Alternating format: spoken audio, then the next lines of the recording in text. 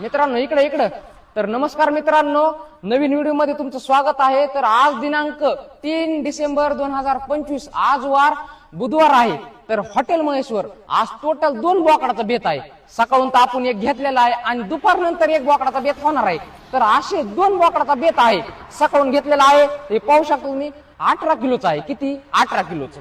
तर ताजं तवान खोबऱ्यावणी आणि विशेष फ्रेश समोरासमोर दारात चुलीवर बनवलेलं नका ढवारा मटण, कंदुरी मटण खाण्यासाठी तुम्हाला सर्वांना हॉटेल महेशला एकदा यावाच लागतंय आणि खावाच लागतंय।